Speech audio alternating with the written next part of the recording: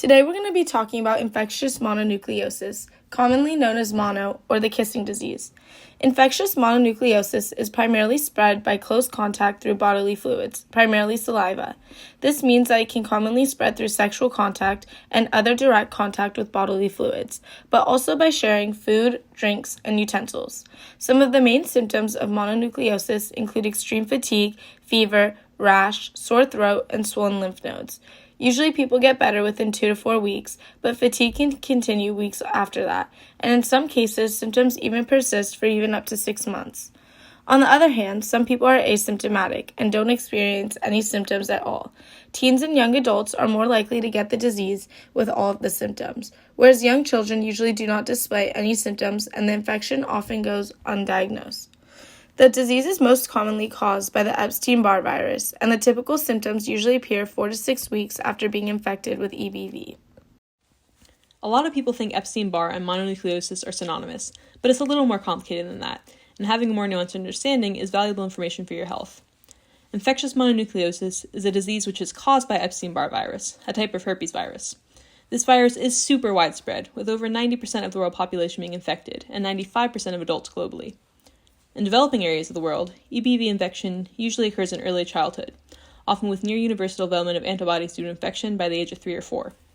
Even in more developed countries, between 30 and 50% of children have already developed antibodies due to the infection by the age of 5. The virus was discovered in 1964 by Michael Anthony Epstein and Yvonne Barr through the use of electron microscopy. Epstein-Barr is actually shown to be linked with many different debilitating illnesses, including various cancers such as Hodgkin's lymphoma, and emerging research is beginning to reveal its link to autoimmune diseases such as multiple sclerosis. It might come even more as a surprise to discover that Epstein-Barr and mono are not mutually exclusive, and that while we know that over 90% of the entire world population is infected with Epstein-Barr, it turns out that the rate that EBV actually develops into mono is only less than 50%, and that's only among young adults who are infected. And in addition to this, EBV isn't the only virus that can cause mono. So what gives? What was so confusing to scientists about EBV that they didn't understand the connection? It turns out that Epstein-Barr is like a master infiltrator into your immune system, gaining entry by innocuous acts like sharing utensils or kissing, and then infecting a specific type of immune cell called B lymphocytes. It enters latency or becomes dormant within the cells and waits to use them for its own purposes.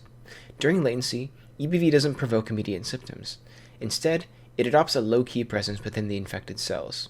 When conditions are favorable, the virus takes center stage, coaxing the infected B lymphocytes to undergo a dramatic transformation.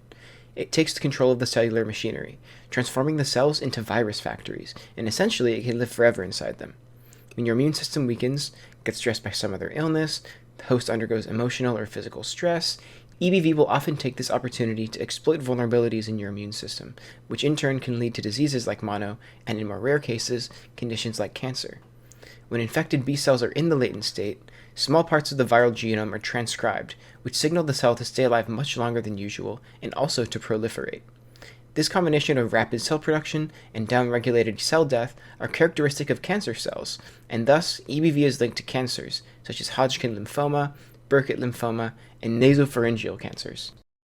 There is currently no vaccine and no effective antiviral treatment for EBV. Because of this, the only way to protect yourself would be by not kissing, sharing drinks, food, or personal items, and avoiding contact in general with people who are showing symptoms. The virus is only contagious when it is active in the body. The only way to tell if the virus is active would be when you start to develop and show symptoms within the time frame as mentioned before. Once you develop mono once, you are unlikely to have it again. But the virus can reactivate and become contagious again, no matter how much time has passed since the initial infection. There is currently no specific treatment available for mono, but some ways that could help relieve symptoms could be by drinking plenty of fluids for hydration, getting plenty of rest, and taking over-the-counter medications for any pain and fever. However, there are some vaccines that are being developed but have to be tested and go through clinical trials before one gets approved. As mentioned earlier, research is increasingly showing links between EBV and many other serious diseases like cancers and autoimmune diseases. This means that it is possible to combat many different debilitating diseases by targeting this one virus.